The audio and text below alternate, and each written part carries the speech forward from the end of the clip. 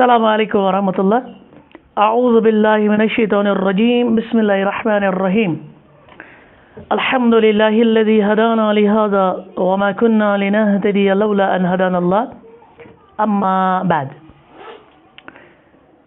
ونکس کت کریں یہ کرو اسی وقف امینڈمنٹ بل 2024. یہ وقف امینڈمنٹ بل 2024 کیا؟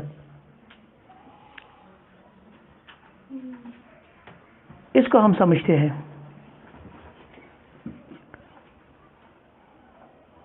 اور بہت سارے مسلمان اس چیز سے بالکل غافل ہیں، جو بالکل نہیں جانتے کہ یہ وقف امینڈمنٹ بل 2024 ہے کیا. تو انشاءاللہ اسی چیز کو ہم آج ایڈریس کریں گے اور بے وچو ات مدن کہ ات من کیا نقصانات سانہ خاطر اور یہ کون سی ایک سازش ہے جس سے ہمارا تشخص ختم کیا جا رہا ہے. تو انشاءاللہ ہم آج اس درس میں اسی پہ بات کریں گے. لیکن وقف امینڈمنٹ بل 2024 سے پہلے اصل میں ہم نے جاننا ہے یونیفارم سول کوڈ کیا ہے، کیونکہ یہ ساری چیزیں اصل میں اسی کے لیے تیاری کی جا رہی ہے. یونیفارم سول کوڈ یہ 3 الفاظ کا مجموعہ ہے. Uniform and civil code. Uniform کا مطلب ہے یکساں، برابر، جس کو ہم کشمیر میں کہیں گے ہوئی، ٹھیک، سیم. اور سول کوڈ، سول ہوتا ہے شخصی، پرسنل، ٹھیک. کوڈ قانون کے معنی میں ہے، آپ یہ بھی کہہ سکتے ہیں. تو یونیفارم سول کوڈ سے مراد جو بھی اس ملک کے شہری ہو، مثال ہم انڈیا میں ہیں تو انڈیا کے تمام سٹیزنز کے لیے ایک ہی قانون ہونا چاہیے، ٹھیک. اس کو ہم کہیں گے یونیفارم سول کوڈ. اور دوسری ٹرم جس کو ہم نے پہلے سمجھنا ہے وہ ہے مسلم پرسنل لا. یہ کیا ہوتا ہے؟ مسلم پرسنل لا، ٹھیک.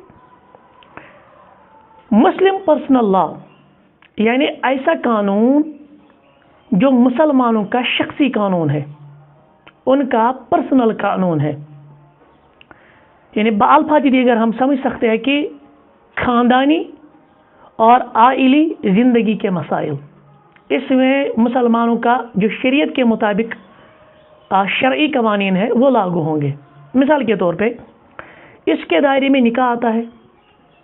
یہ جو نکاح ہم کرتے ہیں نا، تو ہم شرعی جو ہمارا دائرہ کار ہے اس اعتبار سے ہوتا ہے. اسی طرح سے طلاق، یا ہم کہیں گے عدت. جیسے ایک عورت، اس کو طلاق ملی یا اس کا شوہر فوت ہوا، اب اس نے عدت گزارنی ہے. اس سے ریلیٹڈ جتنے بھی مسائل ہیں تو وہ مسلمان کے شرعی معاملات میں سے ہے، شرعی قوانین کے تحت ہے. اسی طرح سے نان و نفقہ، یعنی اگر کسی خاتون کو طلاق ملی، اب اس کو یہ جو عدت گزارنی ہے، کیا عدت میں اس کو نان نفقہ ملے گا اور کیا عدت کے بعد اس کو نان و نفقہ ملے گا. اسی طرح سے خلا کا مسئلہ ہے، کیونکہ ایک عورت طلاق نہیں دے سکتی، اسلامی قانون کے اعتبار سے وہ کھلا لے سکتی ہے.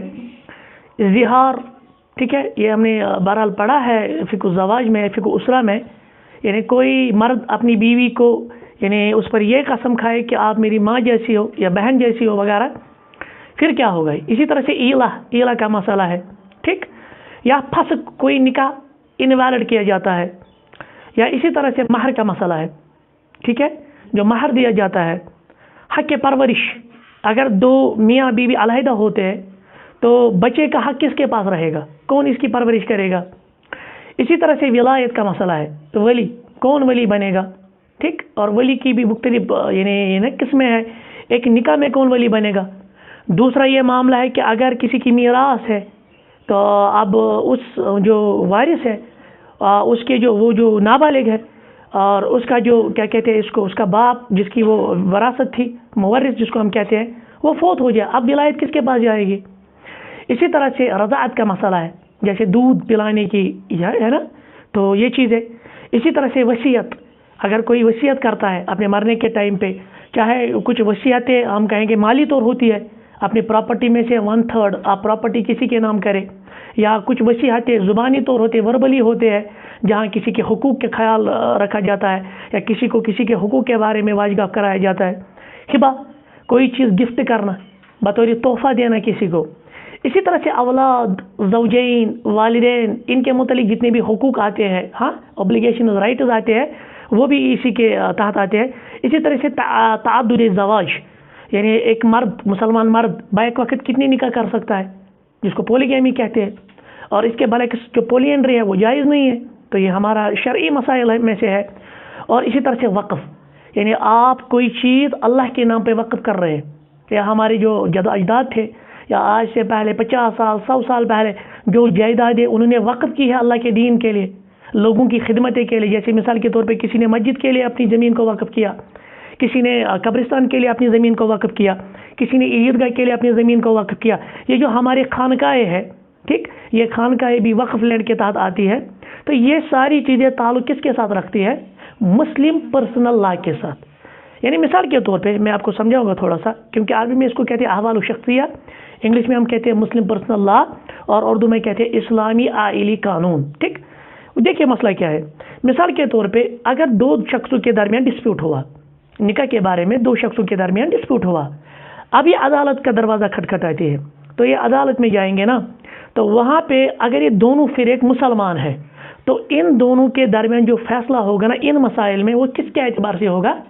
वो शरई कानून के एतबार से होगा, वो जो इस्लामी आइली कानून है उसी एतबार से होगा। ठीक, इसको कहते हैं मुस्लिम पर्सनल लॉ। इसी के साथ एक और टर्म है जिसको हम कहेंगे मुस्लिम पर्सनल बोर्ड। असल में इसका नाम था all India Muslim personal law board. ठीक है, और ये एक तंजीम है, ये एक ऑर्गेनाइजेशन है जो 1973 में इस बोर्ड को कायम किया गया। क्यों कायम किया गया? आज तक तकरीबन इसको हो गए 51 साल, 51 ईयर्स। तो 1973 में इसको इसी तहत, यानी असल में इससे पहले भी इसकी तारीख है, लेकिन 1973 में बाकायदा तौर पर एक ऑर्गेनाइजेशन ने मुस्लिम, जिसको all India Muslim personal law board कहा जाता था, तो ये 1973 में कायम हुआ और आज तकरीबन 51 साल हो गए इसको कायम हुए। और याद रखिए यहाँ मैं थोड़ी सी वजाहत करूँगा, क्योंकि असल आपको मालूम है यहाँ जो अक्सरियत है ना हिंदुस्तान में मुसलमानों के लिहाज से, मकतब फ़िक्र के लिहाज से, वो हनफियों की है। लिहाजा इस पर ज़्यादा इजारादारी किन की है? अहनाफ की। इस पर ज़्यादा इजारादारी किन की है? हनफियों की। और कुछ मसाइल आपको मालूम है कि हम बहस अहलुल हदीस है, हमें कुछ मसाइल के साथ इख्तिलाफ है अहनाफ के साथ। जैसे मिसाल के तौर पे अहनाफ तलाक़ सलासा को 3 मुकर्रर करते हैं, 3 तलाक यानी समझते हैं, लेकिन अहलुल हदीस जो स्कूल ऑफ थॉट है ये समझते नहीं 3 से कितने मुराद है? 1। इसी तरह से हनफी फिक्र में हलाला करना जायज़ है, लेकिन अहलुल हदीस कहते हैं हलाला हलाला नहीं, वो हराम है। हमें इस एतबार से इख्तिलाफ है इस मुस्लिम पर्सनल लॉ बोर्ड से, लेकिन मजमूई तौर पर इसमें मुसलमानों के लिए ये शरई कवानीन है। अगर कि फ़िक़्ह हनफी इस पे मोनोपोली कर रही है, फ़िक़्ह हनफी इस पे डोमिनेंट है और बहुत सारे मसाइल किताब व सुन्नत से भी टकरा रहे हैं, वहाँ हम इख्तिलाफ करेंगे, वहाँ हम इख्तिलाफ करेंगे, इनके साथ कहेंगे नहीं आप इसको किताब व सुन्नत के ताबे लाए, लेकिन बाकी तौर पर मजमूई तौर पर मिली एतबार से, मिलत के एतबार से हम इस मुस्लिम पर्सनल लॉ बोर्ड के अंडर हैं, क्योंकि इसमें हमारा, क्योंकि यहाँ से दीगर मज़ाहिब के लोग हैं। असल में ये मुस्लिम पर्सनल लॉ हमारा ही नहीं है, ये हिंदुओं के लिए भी है, क्योंकि हिंदुओं के भी जो मैरिज एक्ट्स होते हैं वो उनके अपने मजहब के एतबार से होते हैं। इसी तरह से यहाँ हिंदुस्तान में ईसाई भी रहते हैं, तो ईसाई अपने मजहब के एतबार से निकाह तलाक इस तरह की जो हमने भी चीज़ें जिक्र की वो इस एतबार से वो फैसला करते हैं। और मुसलमानों की तकरीबन यहाँ पे इंडिया में 14 पॉइंट कुछ यानी 14 कुछ परसेंटेज मुसलमानों की यहाँ पे है, तो ये 14% भी माइनॉरिटीज़ मानी जाती है, क्योंकि माइनॉरिटीज़ मेजॉरिटी कौन है? वो हिंदू लोग हैं, और माइनॉरिटीज़ में क्रिश्चियंस है, माइनॉरिटीज़ में बुद्ध है, माइनॉरिटीज़ में मुसलमान है। लिहाजा हर एक का अपना अपना पर्सनल बोर्ड है, वो अपने अपने जो उनके मज़ाहिब के एतबार से ये तलाक़, निकाह, इद्दत, नफ़क़ा या कोई चीज़ वो वक़्फ़ करते हैं, वो अपने अपने मज़हब के एतबार से उसमें फ़ैसला करते हैं। इसी तरह से हमारा भी है, जिसको इन्होंने 1973 में एक बोर्ड बनाया, इन्होंने फिर हनफी जो इसमें डोमिनेट रहा, मजमुआ कवानीन इस्लामी नाम रखा। और उसमें जब भी कोई डिस्प्यूट होगा ना, तो वहाँ पे जो वकाला होते हैं, लायर्स होते हैं, تو وہ لائرز کیا کرتے ہیں، وہ مسلم بورڈ کے تحت فیصلہ دیتے ہیں، یعنی جو شرعی قانون ہے جو انہوں نے یہ مجموعہ بنایا ہے، شریعت کیا کہتی ہے اس بارے میں، تو اس اعتبار سے وہاں فیصلہ شریعت کے اعتبار سے ہوتا ہے، چاہے پھر وہ حنفی مسلک کے اعتبار سے ہو، لیکن کم سے کم تو شریعت کے اعتبار سے، یعنی مذہب یہاں پہ اس کا عمل دخل ہے۔ اچھا، اس طرح ہمیں الحمدللہ یہ سمجھ میں آیا۔ اب یہاں پہ جو بات کی جا رہی ہے کہ یونیفارم سول کوڈ کرے، کیونکہ یہ آج کی بات نہیں ہے، یہ بہت پہلے بھی یہ باتیں اٹھی ہے، اس سے پہلے بھی میں بھی اس کی تاریخ بھی بتاؤں گا۔ آخر یہ کیوں اٹھتی ہے کہ یکساں سول کوڈ کرے، اب یونیفارم سول کوڈ؟ تو یونیفارم سول کوڈ کو سمجھنے سے پہلے ہم نے دو چیزیں سمجھنی، ایک ہوتا ہے سول کوڈ اور ایک ہوتا ہے کرمنل کوڈ۔ یہ سول کوڈ کیا ہوتا ہے؟ سول کوڈ ہم نے یہ بھی بتایا، یعنی سول کوڈ میں جو آئلی قوانین ہوتے ہیں، ٹھیک، جس میں نکاح، طلاق، عدت، نان نفقہ، یا ہم نے کہا میرج وغیرہ، یہ ایکٹس وغیرہ، یہ ساری چیزیں کس کے انڈر آتی ہے؟ سول کوڈ کے اندر، یعنی یہ مذہب کے ساتھ تعلق رکھتا ہے، اس میں خصوصی طور پر مذہب کو یعنی اجارہ داری ہوتی ہے، مذہب کے اعتبار سے اس کا فیصلہ ہوتا ہے۔ دوسرا ہوتا ہے کرمنل کوڈ۔ یہ کرمنل کوڈ کیا ہوتا ہے؟ کرمنل کوڈ جو جرائم ہے نا، ان کی سزائیں یا بعض انتظامی امور۔ یاد رکھیں آپ، ہندوستان میں پورے، چاہے وہ کسی بھی مذہب کا ہو، کرسچن ہو، ہندو ہو، مسلمان ہو، یا کسی بھی بدھ مت والا ہو، جین ہو یا یہودی اگر ہوگا، تو سارے کے لیے کرمنل کوڈ ایک ہی ہے، یا سمجھ لیجئے کرمنل کوڈ ایک ہی ہے۔ مثال کے طور پہ اگر ہندوستان میں کوئی چوری کرے گا تو اس کے لیے سزا وہی ہے جو کرمنل کوڈ میں ہے۔ اگر ہندوستان میں کوئی کسی کو قتل کرے گا تو اس کے لیے سزا وہی ہے جو انڈین کانسٹیٹیوشن میں ڈٹرمائن کی گئی ہے۔ یا اسی طرح سے کسی نے کسی پہ فورس ریپ کیا ہے تو اس میں سزا اسی اعتبار سے ملے گی جو کرمنل کوڈ میں تذکرہ ہے، جو ان کے لاز میں ہے۔ لیکن دوسرا ہوتا ہے سول کوڈ۔ سول کوڈ میں یہ آئلی قوانین، یعنی جس میں ہمارے جو خاندانی مسائل ہوتے ہیں، جس میں ہمارے نکاح، طلاق، نان نفقہ، عدت، زہار، کھلا، ہاں، یا اسی طرح سے دودھ پلانے کا مسئلہ وغیرہ، یہ ساری چیزیں کس کے انڈر آتی ہے؟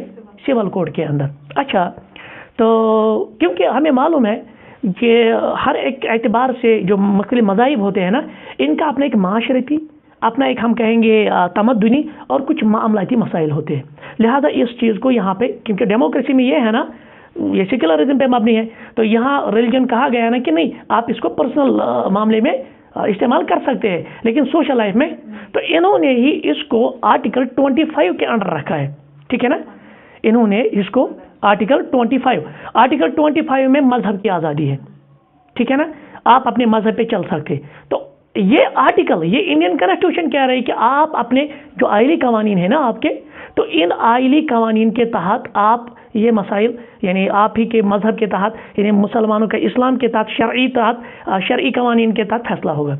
لیکن کیا کیا گیا، آپ تھوڑا سا اگر تاریخ کی طرف جائیں گے نا، ہندوستان میں مسلمانوں نے تقریباً 500 سال تک حکومت کی، کیونکہ جب انگریز یہاں آئے نا، اس سے پہلے کن کی حکومت تھی؟ مسلمانوں کی، تقریباً 500 سال تک۔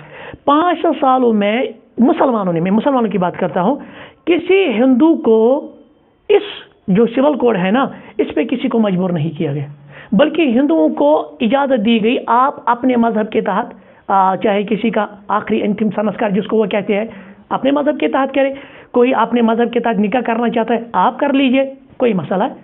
یعنی مسلمانوں نے کامن سول کوڈ نہیں بنایا، کہا کہ نہیں، یہاں حالانکہ مسلمان تو غالب تھے، وہ کر سکتے تھے دیگر مذاہب کو ضم کرنے کے لیے، ٹرانسفارم کرنے کے لیے، لیکن مسلمانوں نے 500 سال تک یہاں ایسا نہیں کیا، کہا کہ نہیں، یہ مسلمان، کیونکہ اسلام بھی ہمیں سکھاتا ہے آپ دوسرے مذہب کی، یعنی ان کو آزادی دے دیجیے، ہاں حق بھی آپ بیان کر دیجیے، وہ اگر حق کی طرف آئیں گے ویلکم، لیکن اگر وہ اپنے مذہب پہ ہی رہنا چاہتے کوئی مسئلہ نہیں ہے، ٹھیک ہے نا۔ لیکن پھر کیا ہوا، جب یہاں پہ برٹشرز آئے تو برٹشرز نے بھی تقریباً ہندوستان میں 175 سال تک حکومت کی، اور برٹشرز نے بھی اس مسلم پرسنل لا کو نہیں چھیڑا۔ اب سمجھ لیجیے، حالانکہ برٹشرز یہاں پہ آئے تھے نا، ایز ہمیں غلام بنانے کے لیے آئے تھے، وہ کولونائزرز تھے، وہ امپیرلسٹس تھے، انہوں نے ہم کو غلام بھی بنایا، لیکن اس کے باوجود بھی 175 سال حکومت کرنے کے بعد بھی انہوں نے یہاں پہ یونیفارم سول کو لاگو نہیں کیا۔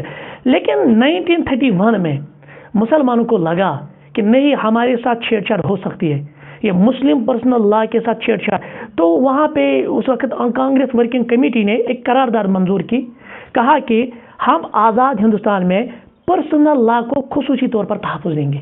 کب؟ जब हिंदुस्तान अभी आज़ाद नहीं हुआ था 1931, जब यहाँ पे ब्रिटिशर थे, उसी वक्त यहाँ कांग्रेस वर्किंग कमेटी ने एक करारदाद पेश की, एक डिक्लेरेशन की, और उसमें यह कहा गया जब हिंदुस्तान आज़ाद होगा तो आज़ादी के बाद जो मुस्लिम पर्सनल लॉ है उसका क्या किया जाएगा, तहफ़्फ़ुज़ किया जाएगा। लेकिन बार बार ये बात करते रहे कॉमन सिविल कोड की, यूनिफॉर्म सिविल कोड की, और जो भारतीय लॉ कमीशन है ना, ये चाहती है कि हिंदुस्तान में एक जैसा कानून। अब आप कहेंगे इससे क्या फ़र्क पड़ेगा? जो हिंदुस्तान का नैरेटिव है ना, जो वो कहते हैं कि नहीं यूनिफॉर्म सिविल कोड होना चाहे, वो कहते हैं कि असल में जब कानून एक ही रहेगा ना, आप यूरोप जाए, आप अफ्रीका जाए, जब यूरोप में, अमेरिका में, इंग्लैंड में एक ही कानून है, तो यहाँ हम क्यों नहीं लागू कर सकते? जब वहाँ पे एक ही तरीके का कानून है, यूनिफॉर्म सिविल कोड है, तो हमें बताए कि यहाँ हिंदुस्तान में क्यों नहीं रहेंगे, यहाँ क्यों यूनिफॉर्म सिविल कोड नहीं होगा? और दूसरी बात कहते हैं इससे कौमी यकजहती होगी, ठीक है ना, ये इनके नैरेटिव्स है। लेकिन सोचने की बात है, हिंदुस्तान जो है ना, आपको मालूम ये प्लूरल सोसाइटी है, यहाँ मुख्तलिफ मज़ाहिब के लोग बसते हैं। वो मसला इंग्लैंड का नहीं था, वो मसला अमेरिका में नहीं था, क्योंकि वहाँ अगर मुसलमान भी है ना तो बिल्कुल नेग्लिजिबल जिसको हम कहेंगे, उनकी ज़्यादा से ज़्यादा तादाद किन की है, उन्हीं की, क्रिश्चियन की है ज़्यादा, तो वहाँ पे कोई मसला नहीं था उनका। वो कर सकते हैं कॉमन सिविल कोड, वो एक ही कानून बना सकते हैं। या जो हमने यहाँ पे जो आइन लागू किया है ना, तो इसको बैगा बारुंग भी कहते हैं। क्यों कहते हैं बैगा बारुंग? क्योंकि ये सारा किन से लिया हुआ है, उन्हीं से लिया हुआ है। लेकिन यहाँ पे मुख्तलिफ मज़ाहिब के लोग हैं, आप इनको कॉमन सिविल कोड पे अगर मतलब ज़बरदस्ती उसको नाफिज करेंगे तो इससे यकजहती नहीं, इससे फसाद फैलेगा। मैं आगे बताऊंगा कैसे फसाद फैलेगा। फिलहाल आप समझ लीजिए कि ये जो कानून है ना, यकसा सिविल कोड, इससे यानी इनका मकसद क्या है पीछे बुनियादी तौर पर? असल में हमारे इन्हीं, जब ये कहते हैं ना कि यूनिफॉर्म सिविल कोड, असल में हमारे इन्हीं मुस्लिम पर्सनल लॉज को छेड़ना चाहते हैं, और छेड़ा भी है। आप देखिए, मैं कुछ यहाँ पे जो केसेस जिक्र करूँगा। 1963 में जब मरकजी हुकूमत, सेंट्रल गवर्नमेंट ने मुस्लिम पर्सनल लॉ में इस्लाह करने के लिए कमीशन बिठाया, तो उस कमीशन में उन्होंने क्या किया, उन्होंने फिर 1972 में एक बिल पास की, कहा कि जो ये मुतबन्ना होता है ना, मुतबन्ना आप समझते हैं, तो शिरपड़ एमिस वनान या जी मंगत, ठीक है ना, मंगता ये मिसेज वनान, ठीक, ले पालक उर्दू में कहते हैं। तो एक बिल पास की गई, कहा कि जो ले पालक है यूसी मंगत नहीं चूछ, इसको बराबर जो इसको अपनी गोद में लेता है ना, यानी गोद लेता है, यूसी मिस आज ये ले पालक शराटन अमिस हसा तेरे हजमल वरासत। हालांकि ये शरई कानून से टकराता है, क्योंकि शरीयत क्या कहती है? शरीयत कहती है कि जो ये ले पालक है, ठीक, इसको इससे वरासत नहीं मिले। इसको वरासत किससे मिलेगी? अपने हकीकी बाप से। कोई जिसको गोद में लेता है, यानी गोद लेता है, तो उसको उसे वरासत। लेकिन इन्होंने 1972 में इस्लाम के मुखालिफ ये बिल पास की, कहा कि इस्लाह के नाम पे। लेकिन फिर क्या किया मुसलमानों ने, जब जनता पार्टी थी 1978 में ज़बरदस्त प्रेशराइज किया मुसलमानों ने, जिस तरह आज भी हमने करना है असल में काम, आखिर में यही मैं बताऊंगा, तो इसको मुस्तरद कर दिया गया, पत्नियों के कानून बे वापस। आप मसला समझ, जब मुसलमान ने कहा नहीं, ये आप हमारे मजहबी मामलात में मुदाखलत कर रहे हैं और ये हमारा मुस्लिम पर्सनल लॉ है, आपको इजाज़त नहीं है मुस्लिम पर्सनल लॉ में मुदाखलत करने की, तो 1978 में जब जनता पार्टी की हुकूमत थी तो इस बिल को मुस्तरद किया गया। बात समझ में आई? और फिर इन्होंने 5 साल बाद कांग्रेस की हुकूमत में 1978 में दोबारा इस बिल को पेश किया ताकि इसको पास किया जाए, लेकिन ये मंजूर ना हो सके। तो इन्होंने सबसे पहले इस तरह की तरामीम करने की कोशिश की, इस्लाह करने की कोशिश की, कहा कि जो ले पालक है इसको हम जो इसको गोद लेता है उसका वारिस बनाएंगे। हालांकि ये शरीयत के साथ टकराता है। पहला इन्होंने ये किया, लेकिन इसमें आप कामयाब नहीं हो गए। फिर 1985 में शाबानो केस एक मसला हुआ था, तो सुप्रीम कोर्ट में जो डिक्री दी थी, जो फैसला दिया था, उसका ऑर्डिनेंस क्या आया, जिस मर्द ने, देखिए ये भी शरीयत के किस तरह खिलाफ है, 1985 में कहा कि जिस मर्द ने अपनी बीवी को तलाक दिया है, यह हमें मालूम है क्योंकि शरीयत में भी है ना, जब कोई मर्द अपनी बीवी को तलाक देता है, अब जो इद्दत ये गुजारेगी ना, इस इद्दत में जो नान व नफका का मसला है वो किसको अदा करना है? शौहर को, ये शरई तौर है। लेकिन इद्दत के बाद अभी नया निकाह कर सकती है ना। अब इस इद्दत के बाद देखिए इन्होंने किस तरह इस्लाम के खिलाफ ये बिल पेश किया 1985 शाबानो केस में, कहा कि इद्दत के बाद जब तक ये औरत दूसरी शादी नहीं करेगी तब तक नान व नफका इसी शौहर को देना होगा। ये इस्लाम के खिलाफ है। इस्लाम ज़्यादा से ज़्यादा आपको कहता है कि जब आपने तलाक दी तो तलाक के बाद जो इद्दत ये गुजारेगी वो भी इद्दत इसी के घर में गुजारनी है ना, अगर तलाक बाइन है उसमें तो लाजमी है, उन रजी तलाक में जो तलाक बाइन है उसमें भी इद्दत कहाँ गुजारनी है, शौहर के घर में, और इस दौरान जो नान नफका है वो शौहर को प्रोवाइड करना है। लेकिन जब इद्दत ख़त्म हुई, अब वो मायके चली गई, अब उसने वो निकाह भी कर सकती है, तो सुप्रीम कोर्ट का फैसला क्या आया, नहीं, इद्दत के बाद भी जब तक ये दूसरा निकाह नहीं करेगी शौहर को नान व नफका उठाना होगा। लेकिन ये भी शरीयत के खिलाफ है। तो बहरहाल फिर 1986 में इस करारदाद को भी ख़त्म किया, क्योंकि मुसलमानों ने यकजहती दिखाई, जदोजहद किया, तो इस करारदाद को भी ख़त्म किया, ये भी बिल पास नहीं हुई। फिर उत्तराखंड में एक मसला आया जिसको कहते हैं कि सायरा बानो केस। तो सायरा बानो केस में क्या हुआ, असल में वहाँ ट्रिपल तलाक का मसला, या गो लेट आपको कम निकाल, आपको याद है ना, थोड़ा सा 1-2 साल, शायद 2-3 साल हो गए, ट्रिपल तलाक का जो मसला आया, तो ये असल यही था, उत्तराखंड के सायरा बानो केस था। तो उसमें क्या हुआ, सुप्रीम कोर्ट ने रिली की डिक्री दी, कहा कि ये जो ट्रिपल तलाक है तो ये ट्रिपल तलाक नहीं है, और इसके लिए क्या कहते हैं, सज़ा भी। हालांकि हम समझते हैं, याद से जो बहजत आलुल हदीस वो कहते हैं कि ट्रिपल तलाक एक ही तलाक मानी जाएगी, अहनाफ कहते नहीं, ट्रिपल तलाक तीनों के तीनों शुमार किए जाएंगे। मगर याद रखें, हम यहाँ ये नहीं देखेंगे कि यहाँ हम किताब और सुन्नत की बात करते हैं और हमारा मसलक सही है लिहाजा हम हिंदुस्तान को सपोर्ट करेंगे, अपने मुस्लिम पर्सनल लॉ बोर्ड को सपोर्ट नहीं करेंगे। ये गलत है। क्यों? क्योंकि मिली तौर पर हम सपोर्ट करते हैं मुस्लिम पर्सनल लॉ को। हाँ, हमारा इख्तलाफ है, वो इख्तलाफ हम उनके साथ हल करेंगे, लेकिन जो जनरल इंडियन कॉन्स्टिट्यूशन में है वहाँ हम मिली तौर पर सपोर्ट किन को करेंगे, अपने मुस्लिम पर्सनल लॉ बोर्ड को। बहरहाल कर पति डिग्री पास की 3 तलाकन पे पाबंदी, अगर मैं कहीं 3 तलाक दी तमिस सज़ा वगैरह, वो चीज़ें फिर पास हो गई। वो वार वार कर यमो कोशिश गोडन मुस्लिम पर्सनल लॉ से छेड़छाड़ कर रही। अच्छा, अब मैं आपको बताता हूँ कि यकसा सिविल कोड के पीछे हुकूमत का क्या मकसद है, आखिर ये क्यों ये करना चाहते हैं। याद रखें, असल में ये वही आवाज़ें उठाते हैं जो मुसलमान कुश है, जो मुसलमानों के खिलाफ है। ये चाहते हैं कि मुसलमानों की अपनी आइडेंटिटी न रहे, यानी मुसलमानों के दुश्मन ये यूनिफॉर्म सिविल कोड के नारे देती है, बार बार इन चीज़ों को उठाती है, ताकि हमारे इस मुल्क में मुसलमान जो है ना अपने दीन से दूर हो जाए, इल्हाद की तरफ हो जाए, यानी इस्लाम टोटली वो खो बैठे, अपने इस्लाम से भी यानी हाथ धो बैठे। इसी तरह से ये हिंदू बनाने की एक खतरनाक साजिश है। देखिए, मैं आपको मसला समझाता हूँ। अगर यूनिफॉर्म सिविल कोड लागू हो ना, अम पता नहीं स्पेशल मैरिज एक्ट चुना ये ना ख़त्म, क्योंकि हमारा ये मामला है कि दीन के एतबार से, शरीयत के एतबार से कोई मुसलमान किसी हिंदू के साथ निकाह, जब आप इस मुस्लिम पर्सनल लॉ को ख़त्म करेंगे तो वहाँ पे फिर इजाज़त होगी, गई ना अफरा तफरी। आप मसला समझ, तो इसका सबसे बड़ा नुकसान ये होगा। और हम देखते हैं जो हिंदुत्व आइडियोलॉजी है ना, हिंदुत्व एजेंडा है, वो उन्होंने बल्कि वीएचपी वालों और बजरंग दल वालों का दावा ये था 2020 तक हम मुसलमानों को हिंदू बनाएंगे, क्योंकि वो कहते हैं हिंदू राष्ट्र, वो कहते हैं भारत में रहना होगा, राम राम कहना होगा, आपने यहाँ पे हिंदू राष्ट्र बनाना है, ये उनका ख्वाब है। तो लिहाजा ये बार बार कोशिश करते हैं कि मुसलमानों को भड़काया जाए या मुसलमानों से मुस्लिम पर्सनल लॉ छीना जाए, यूनिफॉर्म सिविल कोड लागू किया जाए ताकि मुसलमान मुर्तद हो जाए, मुसलमान दीन से हाथ धो बैठे। और इन्होंने किया भी, गुजरात हाई कोर्ट ने, है ना, गुजरात हाई कोर्ट, तो वहाँ मरकजी हुकूमत को बाकायदा हुक्म दिया कि आप यकसा सिविल कोड नाफिज करें, हुक्म दिया। अब देखिए, अगर मुसलमान इस वक्त भी सोए रहे तो इनकी आइडेंटिटी और तशख़्ख़ुस ख़त्म होगा, लेकिन इस वक्त सोने का टाइम नहीं है। और इसकी खराबी क्या है, थोड़ा सा मैं खराबियों के बारे में बताऊंगा। सबसे पहले ये कहते हैं कि इससे सालमियत होगी, नेशनल इंटीग्रिटी होगी।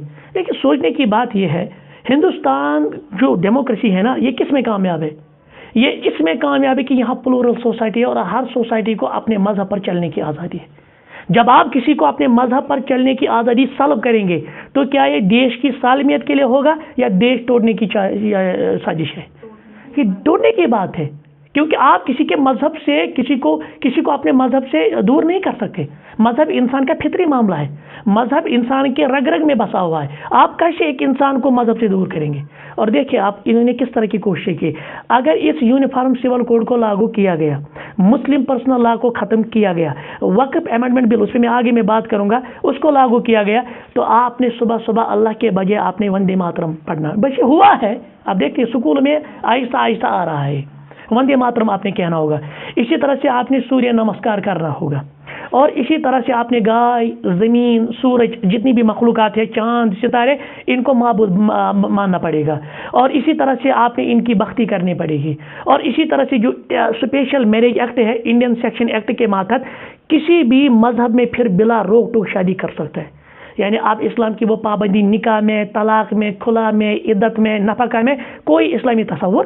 اسی طرح سے لے پالک جس کی ہم نے ابھی بات کی وہ بھی اولاد مانی جائے گی، اس کو میراث میں بھی حصہ دیا جائے گا، اور اسی طرح سے خطرناک سازش یہ ہوگی ہم جنس پرستی کو فروغ دیا جائے گا، اور اسلامی حجاب پر پابندی عائد کی جائے گی، عورتوں کے حقوق، مرد و عورت کے درمیان ساری جو فروق ہے نا، جو ڈفرینسز ہے بایولوجیکل یا فطری ڈفرینسز ہے، وہ ساری ڈفرینسز بے معنی ہو جائے گی، یہ ان کے پیچھے ان کے عزائم ہے۔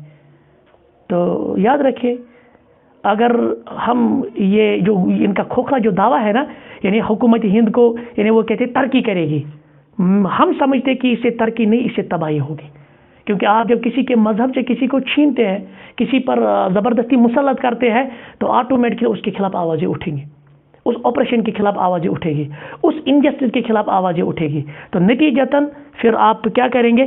آج آپ دیکھیں اور ایک مسئلہ ہے، دیکھیں حکومت کو اصلاح کرنی ہے نا، ہم بھی کہتے ہیں آپ اصلاح کریں، مگر کن چیزوں میں اصلاح کریں؟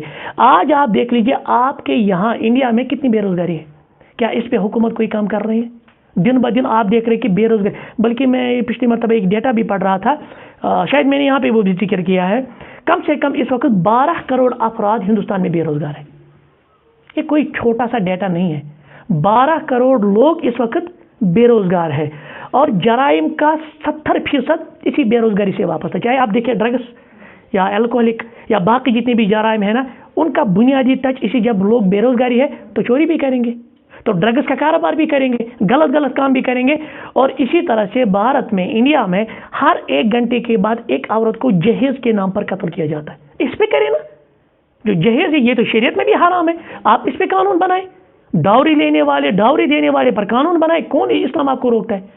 کون ہے جو آپ کو روکے گا؟ اس پہ قانون بنائیں۔ اسی طرح سے ماں کے پیٹ میں الٹراسونوگرافی کے تھرو تقریباً ہر 7 سیکنڈ میں بات کر رہا ہوں، منٹ میں نہیں، ہر 7 سیکنڈ میں ایک بچی کا قتل ہوتا ہے، کیونکہ جب جنس معلوم کیا جاتا ہے یہ بچی ہے، ابارشن، تو اس پہ قانون بنائے نا، ہاں بنایا ہے لیکن فل فلجڈ ابھی نہیں ہے۔ اسی طرح سے بعض رپورٹ ہے ہر روز 2000 بچوں کا قتل کیا جاتا ہے، اس پہ قانون بنائے، کیوں بچوں کو؟ یہاں سے آپ کا نعرہ ہے بیٹی پڑھاؤ، ہاں بیٹی بچاؤ، یہاں سے آپ دیگر چیزوں میں اصلاح کرنا چاہتے ہیں، جہاں اصلاح کی ضرورت ہے وہاں اصلاح نہیں کرتے، اور اسی طرح سے ہر 15 منٹ پہ ایک عورت کے ساتھ زنا بالجبر ہوتا ہے، بدکاری ہوتی ہے، اس کے ساتھ ریپ ہوتا ہے، آپ یہاں اصلاح کریں، کیوں آپ اصل مسائل کو پشپوئی ڈالتے ہیں، اور جو آپ مذہبی یعنی جو ضرورت ہے جس سے آپ کی سالمیت برقرار ہے آپ ان چیزوں کو چھیڑتے ہو، یہ مسئلہ ہے۔ لہذا یاد رکھیے، اور اس ڈیٹا میں یہ بھی ہے ہندوستان میں ہر 8 گھنٹے میں ایک کسان خودکشی کرتا ہے، کیوں؟ کیونکہ بیچارے کا فصل تباہ ہو جاتا ہے، اس کی مارکیٹ ویلیو کچھ نہیں ہوتی ہے، نتیجتاً اس نے قرضہ لیا ہوتا ہے، پھر وہ قرض دار آتا ہے، نتیجتاً اس کے لاسٹ کیا کرنا پڑتا ہے، وہ سوسائڈ کرتا ہے۔ یہاں اصلاح کی ضرورت ہے، لیکن آپ اصل مسائل کو چھوڑ کر جو مسائل نہیں ہے جس میں آپ کی سالمیت اور انٹیگریٹی برقرار ہے، آپ اس انٹیگریٹی کو خود اپنے ہاتھوں سے کچلنا چاہتے ہیں۔ لہذا ہم، کیونکہ ہماری آئیڈینٹی سے وابستہ ہے، کیونکہ ہم اسلام کے تحت زندگی گزارنے والے لوگ ہیں، ہم اسلام سے ہرگز بھی دور نہیں ہو سکتے، ہمارے لیے اللہ کا بنایا ہوا قانون کافی ہے، ہم اللہ کے قانون کے مطابق یعنی اس میں کوئی تبدیلی ہم برداشت نہیں کریں گے، تو کیونکہ ہم الحمدللہ اس چیز کو سمجھتے ہیں کہ آپ کا یہ اصل مسئلہ نہیں ہے، جو اصل مسئلہ ہے، اصل اصلاح آپ وہاں کریں۔ اب وقف امینڈمنٹ بل سے کیا ہوگا، اس سے کیا نقصانات ہوں گے؟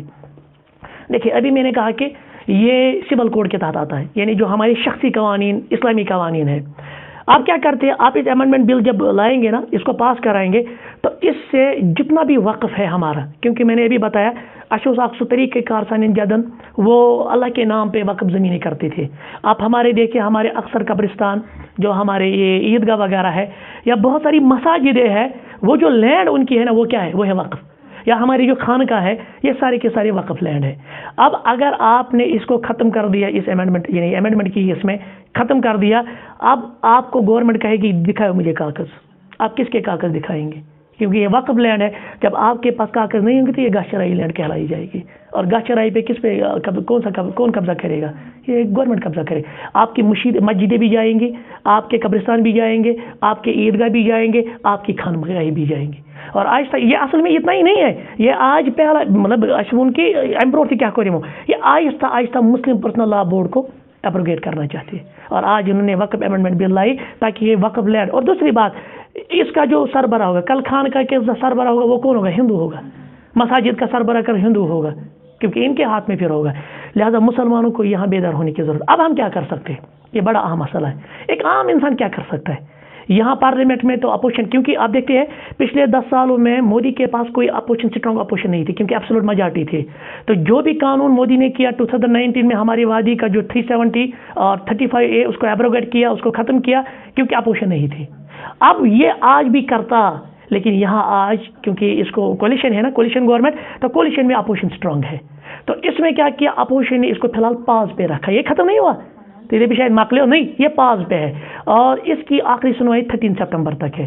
اب مسلم وقف بورڈ نے کیا کیا, اس نے ایک QR کوڈ رکھا, یا اس طرح کے لنکس آتے ہیں. آپ نے سمپلی کیا کرنا ہے, آپ نے اس لنک پہ کلک کرنا ہے. یعنی میں اسٹرانگلی اپوزٹ کرتا ہوں اس کو, کیونکہ یہ میرے تشخص کا معاملہ ہے, میرے دین کا معاملہ ہے, میں اس میں کبھی بھی تبدیلی برداشت نہیں کروں گا. آپ نے سمپلی ایک ای میل بھیجنا ہے. یہ اس وقت پولنگ کر رہے ہیں, یعنی جو پول ہوتا ہے نا, اوپینین پول, یہ پول. اس سے کیا ہوگا, ہم نے اس سے بھی پہلے بتایا کہ زن ہمن دون معاملوں میں, لے پالک کس معاملے میں تمی تک مسلمانوں جدوجہد, اس قانون کو مسترد کر دیا. اور اسی طرح شاہ بائنا کے کیس میں وہ نان منافقہ کا مسئلہ, اس کا بھی مسترد کر دیا. اور آج بھی ہمیں ضرورت ہے اس کو مسترد کرنے کی. اور ان کو بار بار یہ چیزیں, کیونکہ یہ چاہتی ہے کہ ہم مسلم پرسنل لا کو ختم کریں اور مسلمانوں کو بالکل الحاد کے راستے پہ ڈالیں. اشر روزن بڑے الرٹ, اور کم سے کم بینگ اے کامن مسلم, یہ ہم نہیں کریں صرف کشمیر کے, بینگ اے کامن مسلم. اس ونکس یہ آبادی ٹھیک ہے نا, 14%, یہ کوئی کم آبادی بھی نہیں ہے, اگرچہ ہم اس اعتبار سے مائنورٹی میں ہیں, لیکن یہ بہت آبادی ہے, کیونکہ Hindustan populous country in the world, second largest populous country in the world. تو اس میں مسلمانوں کی بہت ساری آبادی ہے, بہت زیادہ تعداد ہے. تو اگر ہر ایک گھر سے, یا گھر میں 5 موبائل ہے, 6 موبائل ہے, کرنا کچھ نہیں, بالکل سمپل ہے, کلک کرنا ہے, اپنے ای میل ایڈریس سے آپ نے اپوزٹ کرنا ہے. تو یہ اوپینین پول بنے گا. تقریباً ابھی تک جو میری انفارمیشن ہے, تقریباً شاید 26 لاکھ یا 56 لاکھ اس طرح کے کچھ ای میل موصول ہوئے ہیں کہ ہم اپوزٹ کرتے ہیں. یہ 13 سپٹمبر تم ٹائم تھومت, یعنی 13 سپٹمبر جمعہ, تب تک ہم نے اس کو اپوزٹ کرنا ہے تاکہ ہمارا تشخص بچا رہے. لہذا ان چیزوں پہ ہم نے, کیونکہ یہاں یہ کوئی مسلکی مسئلہ نہیں ہے, مسلکی مسئلہ نہیں ہے, یہاں ایک کامن ہمارا ڈیفینس. اب یہاں پہ کوئی تبلیغی, کوئی جماعتی, کوئی اہل الحدیث, کوئی دیوبندی, یہ تفریقے نہیں, یہ ملی مسئلہ ہے, یہ ملت کا معاملہ ہے. ملت کو بچانا, اپنے تشخص کو بچانا ہے. لہذا ہم نے اس ہر ایک سٹیج پہ آگے آنا ہے, ہر ایک سٹیج پہ ایک دوسرے کو سپورٹ کرنا ہے. تو اس سپورٹ سے انشاءاللہ اس قانون, یہ قانون بھی مسترد ہوگا انشاءاللہ. تو لہذا یہ شکر نشکم سبحانک اللہم و بحمدک اشہد ان لا الہ الا انت استغفرک و اتوب